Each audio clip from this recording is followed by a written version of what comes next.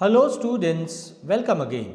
Students, in today's lecture, we want to critically examine the poem Virtue written by George Herbert. George Herbert was an important metaphysical poet who was writing poetry in the beginning of the 17th century. He was the contemporary of John Donne, who is considered as the father, as the pioneer of this new type of poetry called metaphysical poetry.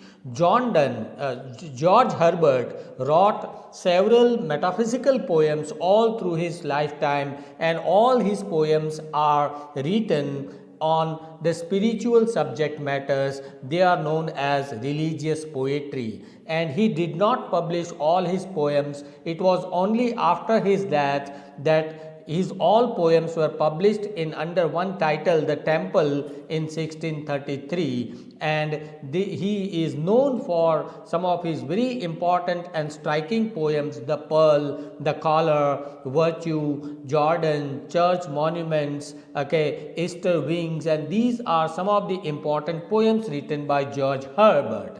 And today, let me tell you what is the central idea of this poem, Virtue. This poem is actually about mortality and immortality. Like this poem is about temporal power and permanent powers. Have you ever thought, in this world, what are the things which are going to live forever? Actually nothing. Why? Because this physical world where we are living, this material world where we are living in, is a temporal world. We are going to die someday. Everything in this world is going to die someday. If not today, tomorrow we are going to leave this world. But in this world there are a few things which will live forever, and these are virtues of mankind. Virtues means good qualities of mankind will live for a longer period of time. This is the central idea of the poem presented by George Herbert. Now let me explain the poem stanza wise. See, this poem is written in 4 stanzas, and every stanza has 4 lines. So you can call it a quatrain. A quatrain is a stanza of 4 lines. The poem begins with these lines: Sweet day, so cool, so calm, so bright, the bridal of the earth and sky. Here the poet has used a metaphor. Metaphor means the day is compared to a marriage between the earth and the sky.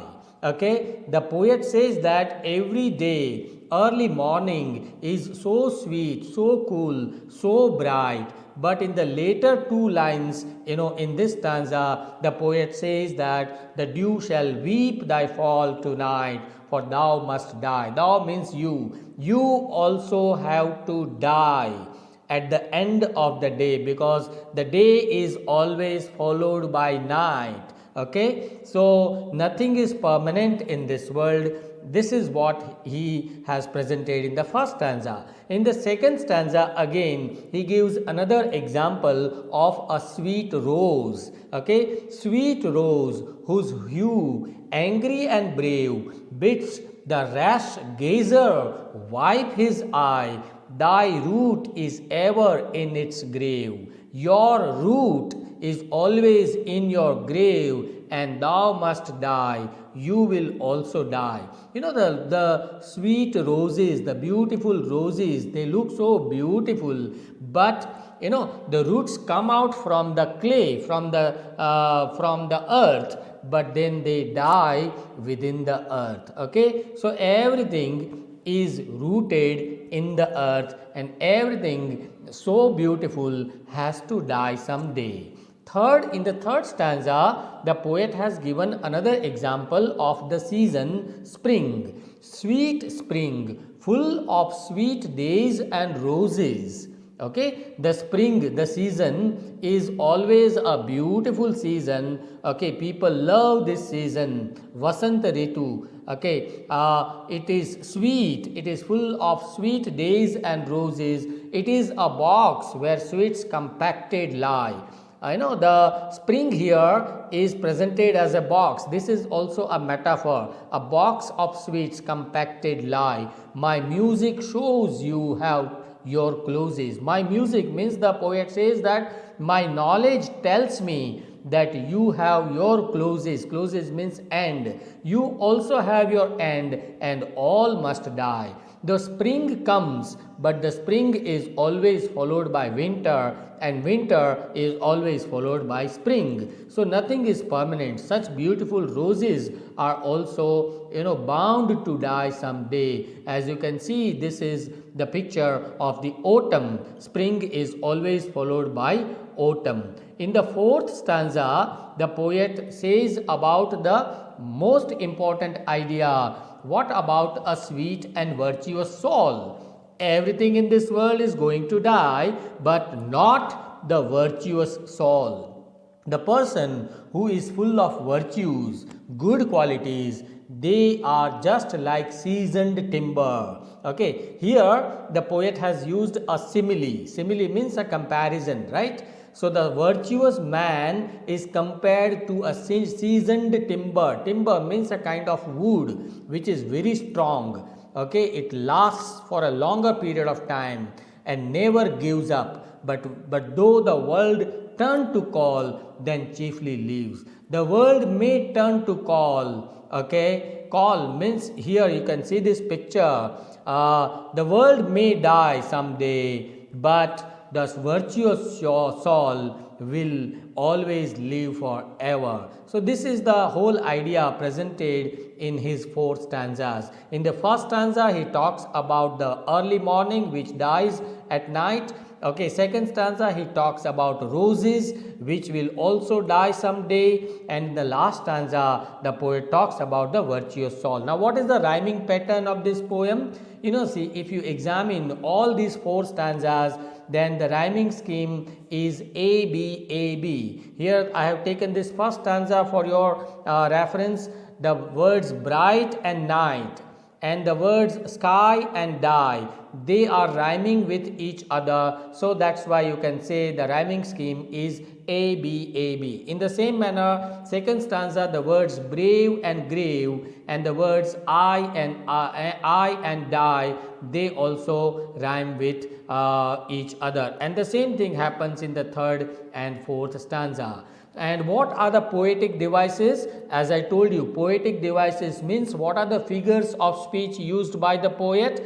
Various figures of speech like simile, metaphor, alliteration, personification, refrain. These are some of the important poetic devices found in this poem. In the very first line, the poet has used alliteration. Alliteration means the repetition of the same consonant, like if you see the first line, sweet day, so cool, so calm, so bright. Here the sound sir is repeated 4-5 times. Okay, so it is called alliteration. Metaphor you find in this line, the bridle of the earth and sky. Here the poet has presented the morning as a bridle, right? So that is a comparison metaphor.